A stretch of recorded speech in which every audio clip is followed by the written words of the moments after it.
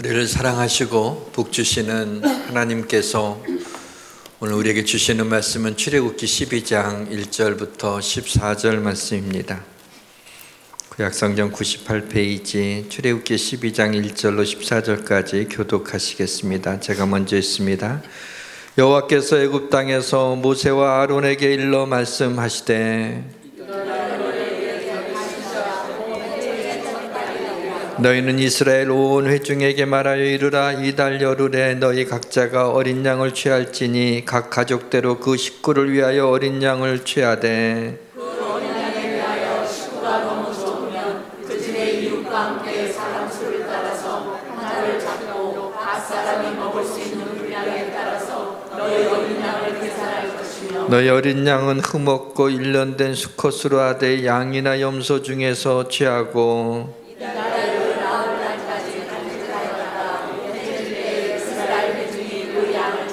그 피를 양을 먹을 집 좌우 문설주와 임방에 바르고 그 안에 물고기를 불에 구워 유경과 생선과 아울러 먹되 날 것으로나 물에 삶아서 먹지 말고 머리와 다리와 내장을 다 불에 구워 먹고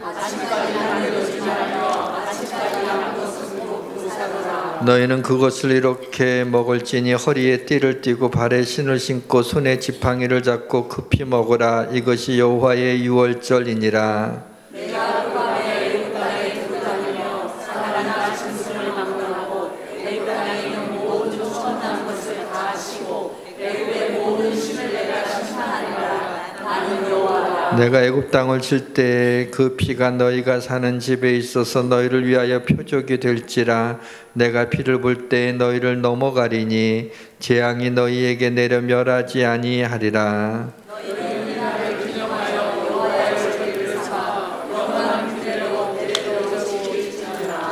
아멘. 지난 주간에 이런 생각이 문득 들더라고요. 우리는 지금 잘 살고 있는 것일까? 장기하와 얼굴들의 별일 없이 산다는 노래 제목처럼 별일 없이 사는 것이 잘 살고 있는 것일까요? 그럴 수도 있습니다. 그러나 우리가 하나님 앞에 서게 될 날, 이렇게 살아온 우리의 모습이 부끄럽지 않을까 생각을 했습니다. 우리가 어느 날 하나님 앞에 서게 되는 날이 반드시 오게 될 텐데, 그때 하나님으로부터 책망받기보다는 칭찬을 받을 것 같아요. 우리가 생각할 때는 칭찬받기보다는 책망받을까 봐 좀 마음이 무거운데, 하나님이 좀 정확하게 얘기하면은 칭찬을 받는다기보다는 하나님의 사랑과 위로로서 우리를 안아주실 것 같다라는 생각이 듭니다. 그렇게 생각하는 근거는 우리가 죄악된 세상에서 믿음을 지키느라고 분투하며 기도하고 하나님의 은혜를 사모하며 하나님의 영광을 위해서 살고자 하는 그런 마음으로 우리가 살아가기 때문입니다. 또 다른 질문을 던져봅니다. 그렇다면 이대로 신앙생활 해도 될까요? 내 이름으로 불려주는 모든 자 곧 내가 내 영광을 위하여 창조한 자를 오게 하라. 내가 그를 지었고 내가 그를 만들었느니라. 우리가 하나님의 영광을 위해서 지음받았다라고 말씀하고 있는데, 하나님 앞에 서게 되는 그 어느 날 한평생 살아온 축적된 내 삶의 모습에서 하나님 앞에 영광을 돌린 열매를 찾아볼 수 있을까요?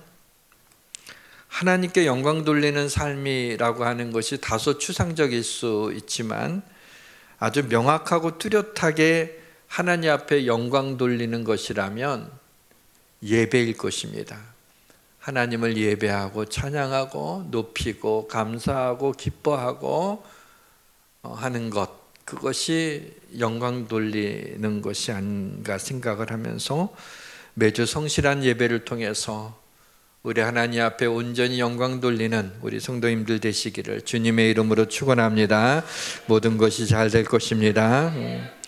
여호와 하나님의 애굽 땅에서 모세와 아론에게 본문 2절에서 이렇게 말씀하십니다. 이 달은 너희에게 달의 시작 곧 해의 첫 달이 되게 하고, 이 말씀은 아주 중요한 의미를 담고 있습니다.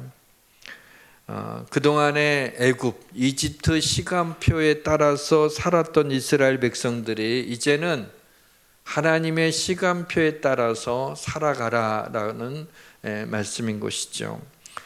이스라엘 백성들이 430년 동안 이집트의 노예로 있을 때 하나님께서 그 백성들이 고통 가운데 부르짖는 소리를 듣고 그들을 아름답고 광대한 땅, 젖과 꿀이 흐르는 땅으로 인도하기 위해서 모세를 이집트 왕이었던 파라오에게 보내게 됩니다. 그러나 파라오가 순순히 노예로 있던 이스라엘 백성들을 내어줄 리가 없습니다.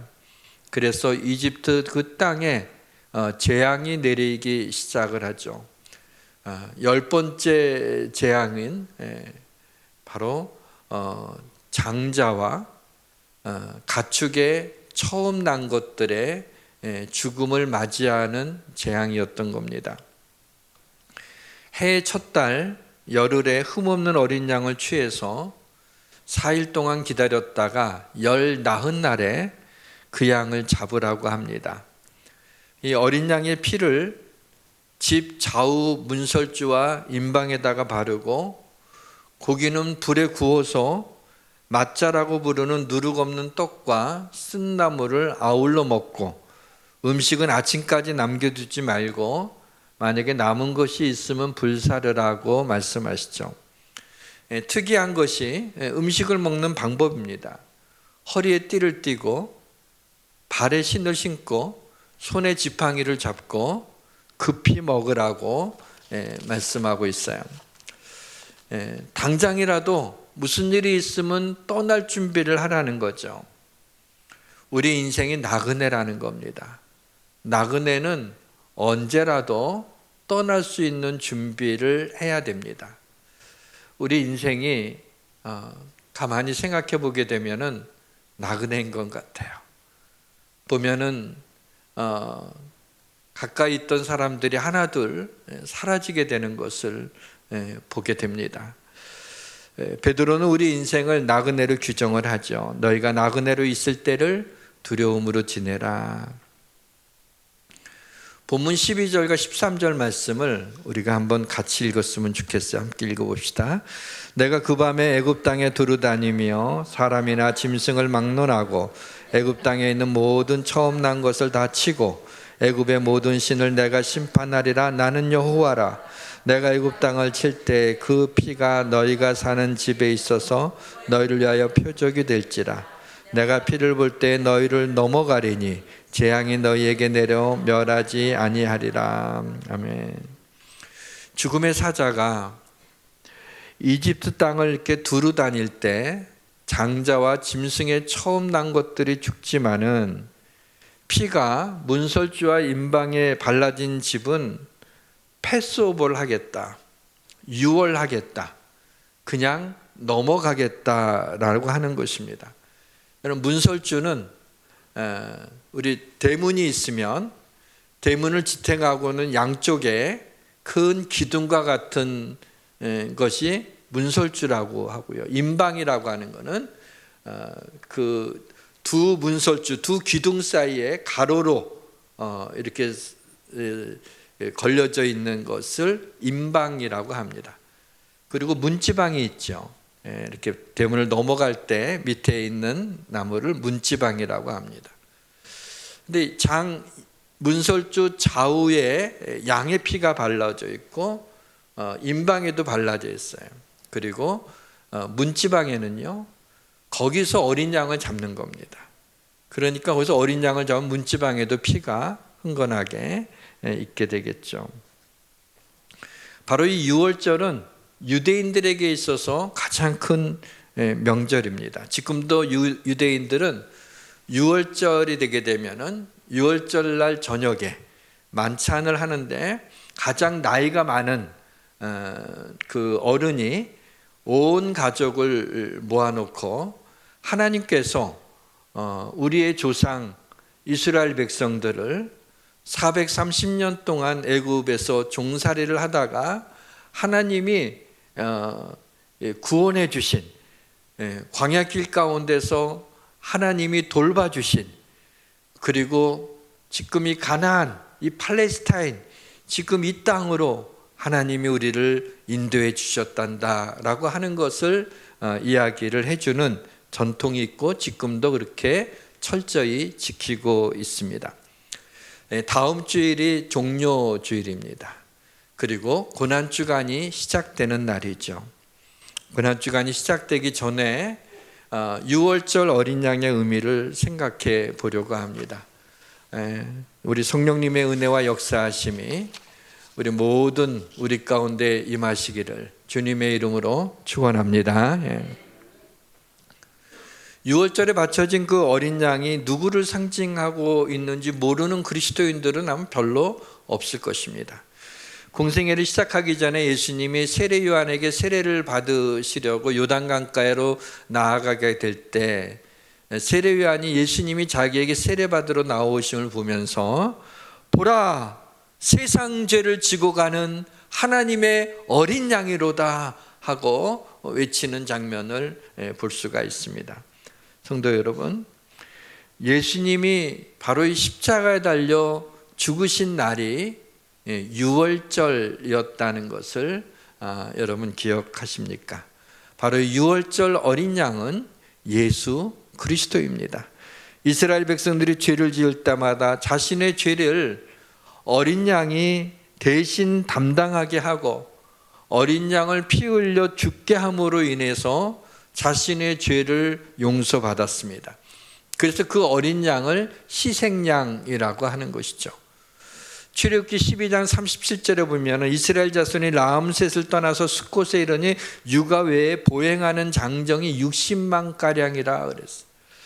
여러분, 출애굽할 당시에 이스라엘의 그 장년 남자들이 60만 명이니까 아내들도 있었겠죠.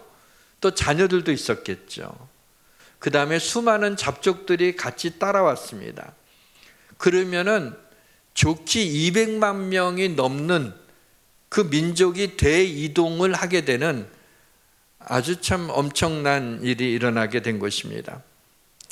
그런데 그렇게 그 애굽을 나오기 전에 하나님께서 이 문설주와 임방에다가 피를 바르라라고 하는, 그렇게 모세와 아론에게 하신 말씀이에요. 모세와 아론이 이해를 했을까요? 아니, 왜 양의 피를 그걸 갖다가 흉하게 그 문설주에다가 말이죠, 문임방에다가 피를 바르느냐 말이죠. 아마 이해하기가 어려웠을 거예요. 우리야 지금 그것을 아니까, 그것이 어린 양 예수 그리스도의 보혈을 상징한다는 걸 아니까는 별 거부감이 없이 받아들이지만은 아마 모세와 아론은 왜 그러실까? 잘 이해가 안 됐을 거라고 생각을 해요. 그런데 하나님이 그렇게 하라고 하니까 그것을 전한 것이고 그렇게 한 것입니다. 그래서 그 밤에 바로와 그 모든 신하와 모든 애굽 사람이 일어나고 애굽에 큰 부르짖음이 있었으니 이는 그 나라에 죽임을 당하지 아니한 집이 하나도 없었습니다. 이 말씀에 비춰보게 되면 모든 이집트 사람들이 생각할 때는, 아니 이스라엘 사람들이, 자기 그 노예로 있던 사람들이 자기 집 문에다가 양을 잡아가지고 그걸 갖다 피를 바르고 있는 걸 보면서 얼마나 비웃었겠어요. 아니 왜 저런, 당시 이집트는 굉장히 문명이 발달된 곳이었거든요. 그 시대 때 이집트는 굉장히 잘 나갔었어요. 그러니까는 그들의 눈에서 보게 될 때 이 비과학적이고 이 흉측한 뭐 그런 것들을 왜 하는가라고 생각하고 아마 아무도 이집트 사람들은 그걸 안 했던 것 같아요. 그래서 죽임을 당하지 아니한 집이 하나도 없었다라고 기록을 하고 있는 것을 보게 됩니다. 결국에는 이집트의 장자들이 전부 다 죽임을 당하고 바로 왕의 장자도 죽임을 당하게 되는 것이죠. 그런데 12장 38절을 보게 되면 수많은 잡족들이 따라왔다는 기록이 있는데 이런 생각을 했어요. 이스라엘 백성들이 출애굽해서 나오게 될 적에 다른 그 이민족들도 같이 따라오게 되는데 아마 이들은 어땠을까? 이집트 사람들이야 뭐 그렇겠지만은 아마 이들 가운데는 나중에 이들이 이스라엘 민족을 따라서 같이 나오는 것을 보게 되면은 아마 이들 중에는, 이 잡족들 중에는 그 모세 목사님이 선포했던 그 말씀대로 양을 잡아다가 그 피를 문설주하고 임방에다가 바른 가정도 있었을 것이고 바르지 않은 가정도 있었을 것입니다. 그러나 바른 가정에는 죽음의 사자가 패스오버, 그냥 넘어가게 되었고, 그걸 바르지 않는 가정에는 죽음의 사자가 들어가서 그 집의 장자들이 다 죽임을 당했던 것입니다. 아마도 유대인들 중에도 모세가 전한 말씀을 믿지 않고 양의 피를 문설주에 바르지 않는 가정도 있었을 거예요. 왜냐하면 이후에 좀 이따가 얘기하겠지만은 광야에서 놋뱀을 들어서 이걸 쳐다보면 살리라 그랬지만은 모든 이스라엘 백성들이 쳐다본 건 아니었거든요. 그러니까 유대인들, 이스라엘 백성들 중에서도 그런 집도 간혹 있었을 거라고 생각을 합니다. 그래서 이런 상상을 해봤어요. 장자가 있는 유대인 세 가정을 한번 상상을 제가 해봤습니다. 첫 번째 가정이에요. 그 집의 맏아들이죠. 얘는 자기에 대한 문제죠. 아주 심각한 문제 아닙니까? 잘못하면 자기가 죽을 수도 있는 문제를 이제 당하게 된 거죠. 장자니까. 그래서 이 아이가 아빠한테 묻습니다. 아빠, 우리 집에 어린 양의 피를 발랐어? 그랬더니 아빠가 대답합니다. 야, 그거 쓸데없는 얘기라고. 아니, 그 양의 피를 문설주하고 임방에 발랐다고 아니 죽음의 사자가 넘어가냐? 그리고 죽음의 사자 그런 것이 있지도 않아. 뭐 그러니까 그런 것 저기 생각하지, 쓸데없이 걱정하지 말라고. 그 다음날 아침에 그 가정에서 곡소리가 들리게 되죠. 두 번째 가정입니다. 아빠, 우리 집에 어린 양의 피를 발랐어요? 아빠가 대답합니다. 벌써 발랐어. 그런데 바른 지가 오래돼서 이거 한 번 더 발라야 되나? 혹시 조금 더 진하게 발라야 되나? 아니면 바르는데 촘촘히 안 발라갖고 이거 효력이 없으면 어떡하지? 하고 걱정하면서 밤을 지새우는 그런 가정이 있었어요. 이 가정에서는 곡소리는 나지 않았어요. 그러나 밤새 잠을 못 잤겠죠. 세 번째 가정입니다. 아빠, 우리 집에 어린 양의 피를 발랐어? 아빠가 대답합니다. 그래, 아들아, 모세 목사님 말씀한 대로 어린 양의 피를 문설주의 임방에 발랐단다. 하나님께서 우리를 지켜주시고 죽음의 사자가 우리의 가정에 들어오지 못할 거야. 아들이, 와, 이제 걱정이 없다. 나 살았다. 이러고 가족들이 푹 잠들고 아침에 일어났다라는, 그냥 가정에서 제가 꾸민 얘기예요. 여러분, 우리 신앙생활을 이렇게 하는 분들 있지 않아요? 뭐 종교를 가지고 있지 않은 게 뭔가 좀 더 지성인다운 것처럼 생각해서 또 교회를 다닌다는 교회에 대한 이미지도 별로 좋지 않고, 그래서 야, 그런 게 어디 있어? 무슨 예수님이 피 흘려들어, 예수님의 이름이 조롱거리가 되는 그러한 세상에서 그렇게 하게 돼요. 그러나 하나님이 그렇게 하셨기 때문에 그대로 이루어질 겁니다. 신앙은 가지고 있는데 하나님 말씀을 온전히 믿지를 못해요. 하나님의 말씀이니까 그대로 억세 받아들이면 되는데 그렇게 하지를 못해서 항상 내가 구원받았나? 하나님이 정말 날 사랑하나? 내 기도를 하나님이 들어주실까? 이렇게 하면서 마음의 근심 가운데, 그렇다고 하나님을 떠나지도 못하고 하는 그리스도인들도 있어요. 그런가 하면 온전히 주를 믿고 은혜와 하나님의 사랑 가운데 신앙생활하는 가정도 있게 되는 것이죠. 어린 양의 피를 문설주에 바르는 일은 사실 어렵지 않은 일이에요. 문제는 뭐냐면 하나님이 그렇게 말씀하신 것을 믿는가라고 하는 거죠. 그래서 신앙생활을 뭐라 그래요? 믿음 생활이다 라고 얘기합니다. 우리에게 비교적 잘 알려진 이 광야에 일어난 사건을 통해서 다시 한번 하나님이 우리에게 믿음을 강조하고 있습니다. 민수기 21장에서 일어난 일이죠. 백성들이 홍해길을 따라서 에돔 땅을 우회하려고 했어요. 근데 그게 여의치 않았어요. 그래서 그 길로 말미암아 마음들이 상합니다. 여러분, 우리도 우리 인생길을 살아가면서 정말 이렇게 해야 되겠다라고 생각하는데 그게 안 되잖아요. 그 길이 막히잖아요. 그 마음이 상하게 되잖아요. 그런 것처럼 길로 인하여 마음이 상하게 됐어요. 그래서 그것이 백성들이 하나님과 모세를 원망합니다. 어찌하여 우리를 애굽에서 인도해서 이 광야에서 죽게 하는가? 이거는 먹을 것도 없고 물도 없고 우리의 마음에 이 하찮은 음식을 우리가 싫어하는도다 라고 이야기를 해요.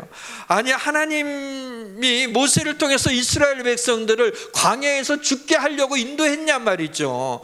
그렇게 하나님의 기적들을 보면서 하나님이 그 죽음의 사자가 그냥 지나가게 하는 그 어린 양의 그 피의 능력을 보게 하고 10가지 재앙의 그 하나님의 능력을 보면서도 홍해바다가 갈라지게 되는 것을 직접 경험하며 바닷물이 좌우의 벽이 되는 걸 보면서도 이들의 삶에 힘든 문제가 다가오게 될 때, 마음이 상하게 될 때, 너무나도 고단한 인생을 당하게 될 때 다시 하나님을 원망하고 있는 그들의 모습을 볼 수가 있습니다.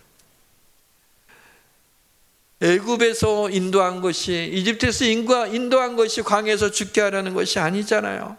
벌써 몇 년 동안이나 새벽마다 만나를 내려주셨는데 우리에게 먹을 것이 없다고 얘기를 하고 있어요.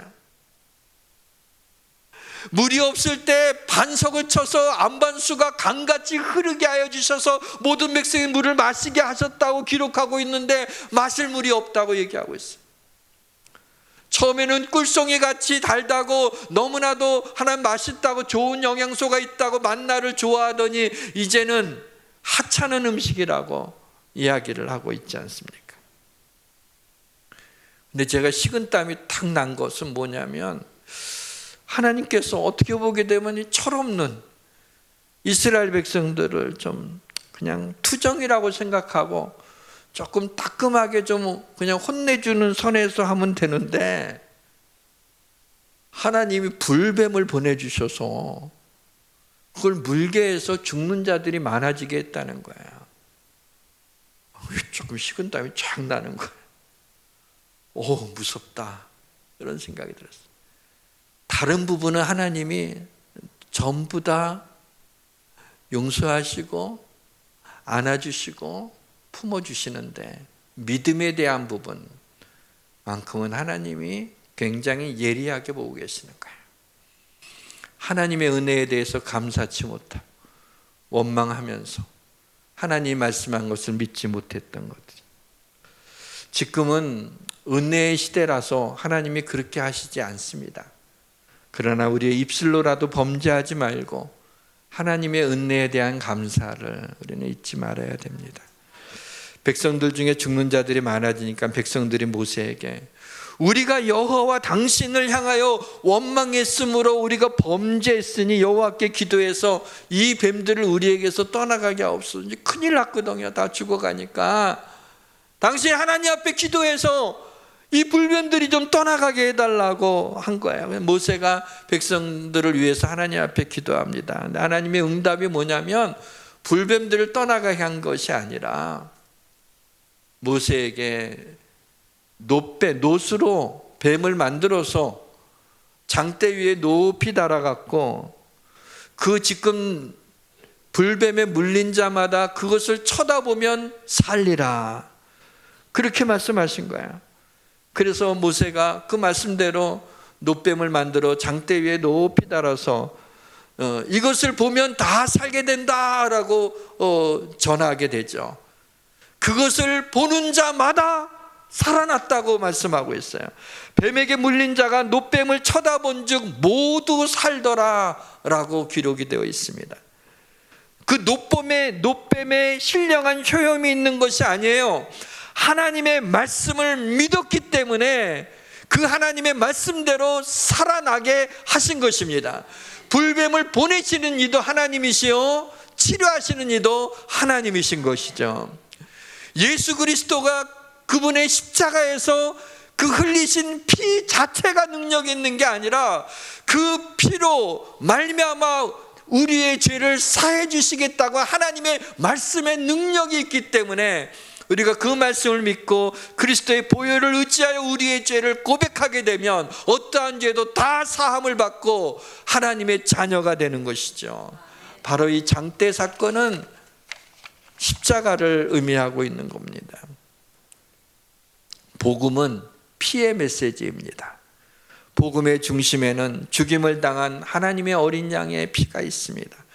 우리가 그리스도 안에서 그의 은혜의 풍성함을 따라 그의 피로 말미암아 구속 곧 죄사함을 받았느니라.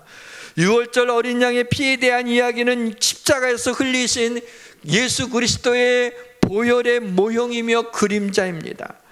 예수님께서 최후의 만찬 때 제자들에게 포도주를 주시면서 이렇게 말씀하시죠. 이것은 죄사함을 얻게 하려고 많은 사람을 위하여 흘리는 바 나의 피 곧 언약의 피니라. 예수님이 뭐라 그랬어요? 그냥 피라고 하지 않고 언약의 피라고 말씀하고 있습니다. 이것은 예수 그리스도께서 십자가에서 흘리신 피가 하나님께서 이미 약속해 놓으신 대로 그 피로 당신의 백성을 구원하시겠다고 언약한 그 언약의 피라고 하는 것입니다.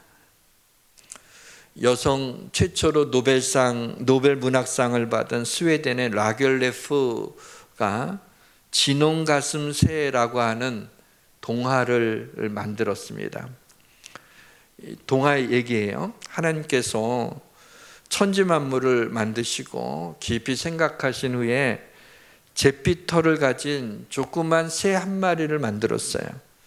그런데 그 이름을 진홍가슴새라고 이름을 지어줬습니다. 이 새가 하나님께 물었어요.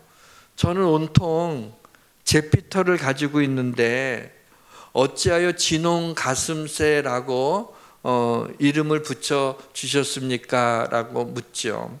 그래서 하나님께서 내가 참 사랑을 알게 될 때 그 이름에 합당한, 네 이름에 합당한 진홍빛 가슴털을 갖게 될 것이다 라고 얘기해 주셨습니다. 어느 날 진홍가슴새가 둥지 근처에 있는 언덕에 3개의 십자가가 세워지는 것을 봤습니다. 그 중에 가운데 십자가에 있는 그 사람이 눈에 들어와서 보는데 너무나도 불쌍해 보이고 너무 고통스러워하니까 이 진홍가슴새가 그 사람에게로 날아갔습니다. 가까이 가서 보니까 이마에 가시관이 쓰여져 있는데 작은 가시들이 촘촘히 머리에 박혀 있어서 피를 흘리고 있는 거예요. 그래서 너무 마음이 안 좋아서 이 가시들을 작은 부리로, 자기 부리로 하나씩 그 가시를 뺍니다. 그랬더니 가시를 빼면 거기서 피가 푹 하고 나와서 자기 이 부리와 이 턱과 이 가슴 속에 그 피가 묻는 거예요. 그래서 계속해서 가시를 많이 뽑다 보니까 여기가 흥건하게 적게 됐어요. 그리고 더 이상 하지 못했습니다. 왜냐하면 그분은 죽으셨기 때문이죠. 그리고 나서 돌아왔는데 도무지 자기 부리 밑에 이 턱과 가슴에 있는 이 붉은 빛이 지워지지를 않는 것입니다. 그 핏자국이 남게 되었습니다. 한번 보실까요? 저 새입니다. 여기 보이시죠? 빨갛게 진홍빛으로 이 부리 밑에 턱이라고 그래야 되나? 쟤네들도요. 예. 아무튼 여기에 이렇게 붉게 물들어 있어요. 근데 이상한 것은 그 새 알에서 깨어난 새끼들이 모두 목덜미와 가슴에 선명한 진홍빛을 가진 털을 가지게 되었다. 그리고 지금도 그 빛깔은 모든 진홍가슴새의 목과 가슴에 빛나고 있다라고 하는 동화를 지어서 알려줬습니다. 예수 그리스도의 그 그리스도의 보혈에 그 붉은 피가 우리의 심령 가운데 있을 때 지워지지 않는다는 것을, 구원의 확실한 증거가 된다는 것을 우리에게 말씀해 주고 있는 것입니다. 10번째 재앙으로 인해 장자를 잃어버린 이집트 사람들이 이스라엘 백성을 재촉해서 얼른 나가라고 합니다. 근데 이때 놀라운 일이 벌어졌어요. 노예였기 때문에 자기 재산이 없었어요. 전부 다 주인의 것이에요. 자기 자신이 주인의 것인데 뭐. 그러니까 이집트에서 나올 때 아무것도 없이 나와야 되는 거예요. 근데 모세가 뭐라 그랬냐면 이집트 사람들한테 은과 금과 의복들을 구하라 그랬어요.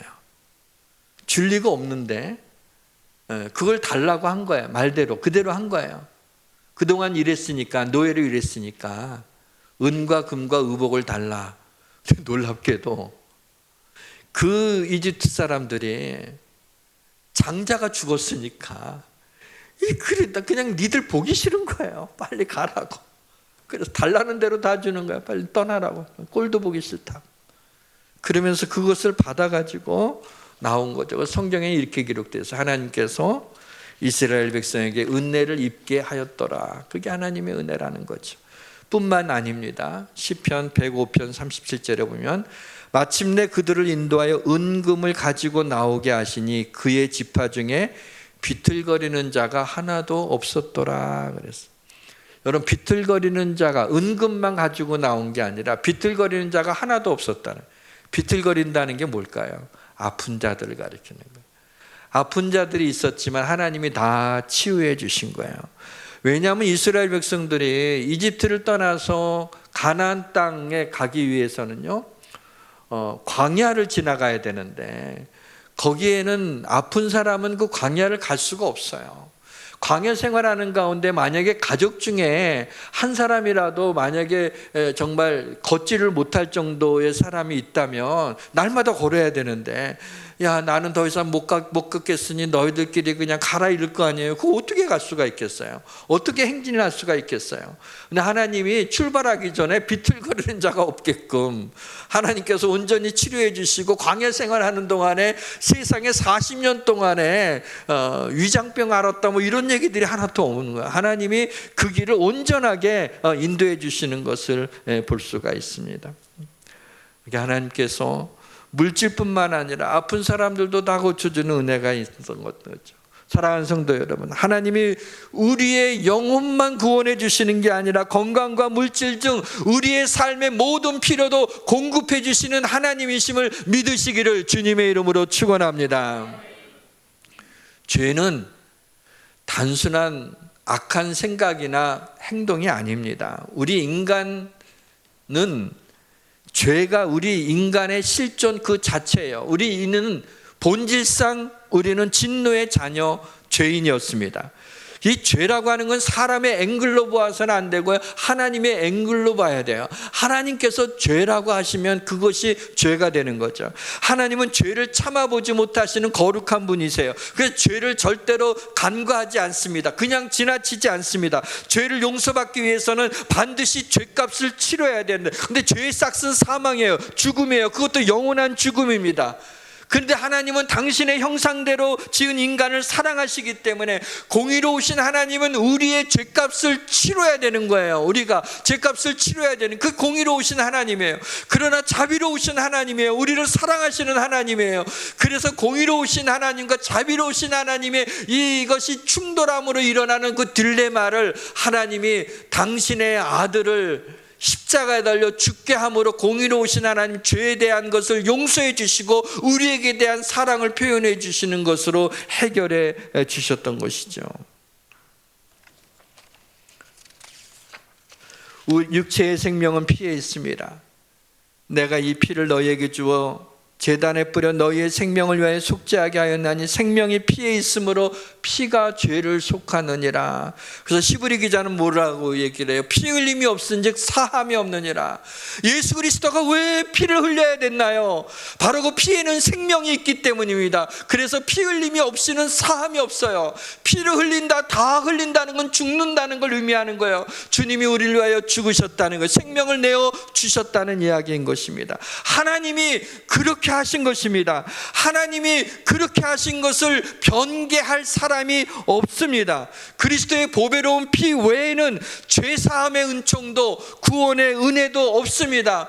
앱솔루트, 절대로 없습니다. 예수 그리스도의 그 보혈, 그 피가 아니고서는 천하 인간의 구원을 받을 만한 다른 어떤 일도 우리에게 허락하지 않으셨습니다. 그리스도의 보혈의 능력만이 우리의 죄사함을 얻게 하고, 그래서 하나님의 자녀로 우리를 삼아 주시는 것입니다. 어린 양 예수 그리스도가 십자가에 못 박힐 때 그의 머리에서, 그의 등에서, 그의 손과 발에서, 그의 옆구리에서 피를 쏟으셨습니다. 하나님은 어린 양의 피가 삶의 문에 발라진 사람은 그래서 심판하지 않습니다. 그리스도의 피가 발라진 사람의 영혼은 영원한 죽음을 맞이하지 않습니다. 사랑하는 성도 여러분, 유월절 어린 양 대신 예수 그리스도의 피가 나의 삶의 문 앞에 문설주에 발라져 있습니까? 유월절 어린 양 대신 예수 그리스도의 피가 지금 내 영혼 속에 지금도 진홍 가슴새처럼 선명하게 흐르고 있습니까? 유월절 어린 양 대신 예수 그리스도의 피만이 나의 모든 죄를 사하시고 나를 하나님의 자녀로 삼아주심을 지금부터 조금도 의심하지 말고 믿음으로 받아들이시길 주님의 이름으로 축원합니다. 말씀의 문을 닫겠습니다. 예수님은 자녀들에게 유월절을 통해서 믿음의 유산을 남겨주기를 말씀하고 있습니다. 본문 14절에 너희는 이 날을 기념하여 여호와의 절기를 삼아 영원한 규례로 대대로 지킬지니라. 구원의 은혜를 감사하고 기억하고 대대로 지키라는 얘기 뭐죠? 자녀들에게 이야기를 해주라는 얘기. 6월절 다음 날부터는 7일 동안 무교절이 시작이 됩니다. 그래서 6월절과 무교절은 사실은 붙어있는 같은 명절이죠. 무교라고 하는 말은 누룩 없는 것을 가리켜요. 그래서 본문 8절에 보게 되면 무교병이 나오죠. 누룩 없는 떡입니다. 발효가 되기 전에 아주 딱딱한 맛이 없는 그 떡이죠. 출애굽기 13장에 보니까 너는 그날에 네 아들에게 보여 이르기를 이 예식은 내가 애굽에서 나올 때 여호와께서 나를 위하여 행하신 일로 말미암음이라. 네 아들한테 알려주라는 거예요. 이 예식을 통해서 그것을 알려주라는. 사랑하는 성도 여러분, 모든 것을 미룰 수 있지만 미룰 수 없는 것이 있습니다. 자녀들에게 예수 그리스도를 전하는 것입니다.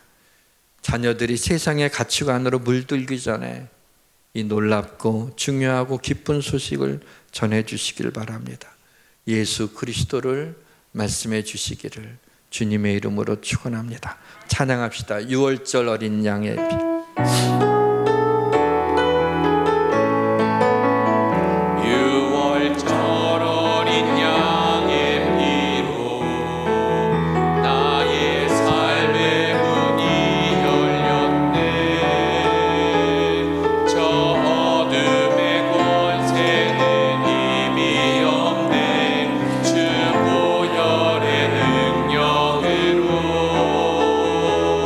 원수가 날